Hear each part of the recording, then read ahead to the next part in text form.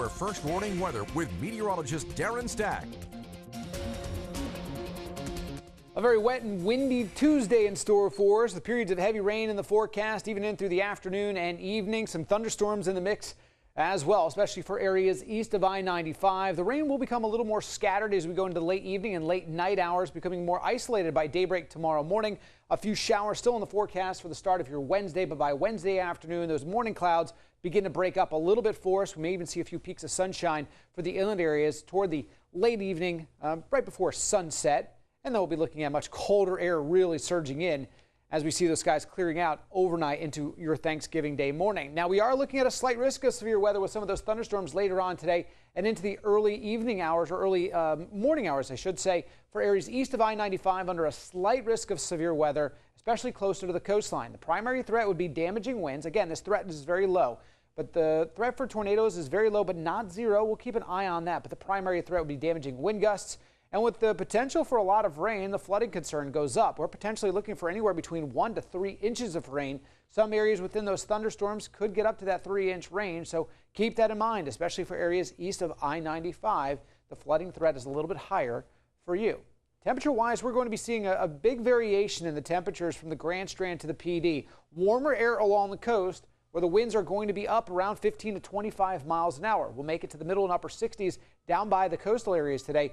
Inland areas, though, that cooler air remains locked in a little bit longer for you. You'll stay in the upper 50s in Florence, mid-50s in Darlington, and even mid to low 50s across the border belt. We're waiting on a warm front that's going to try to merge its way all the way into the I-95 corridor, but it doesn't look like it's going to make its way all the way there. That's why the cooler air remains locked in place along that I-95 corridor and north and west. We won't see much of a drop in the temperatures tonight, maybe a few degrees, staying around 60 along the coast, and even mid to low 50s for the inland areas. The periods of rain still out there. The wind, that's going to start whipping up as well. And the wet weather starts to retreat. Now, as this system retreats, the travel forecast up and down the East Coast gets pretty nasty, especially up into the Northeast and up and through the mountains. So we will be talking about some travel delays for your Wednesday, especially to the Northeast. If you're heading south, things aren't looking too bad. West, not looking too bad, albeit maybe some residual delays from issues going on up into the Northeast.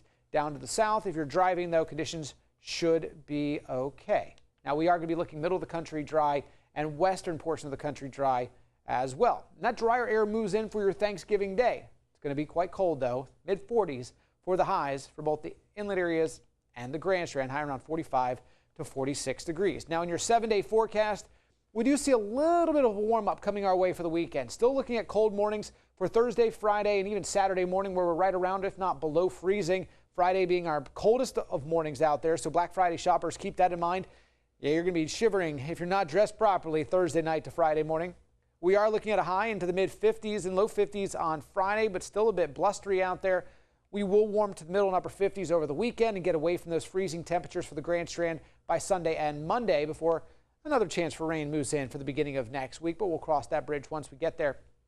Today will be one of our warmest of the next 7 as we go into the upper 50s for the inland areas, dropping to the lower end of the 50s tonight and staying there through the day tomorrow. We'll only make it to the mid-40s for your Thanksgiving Day forecast despite sunny skies.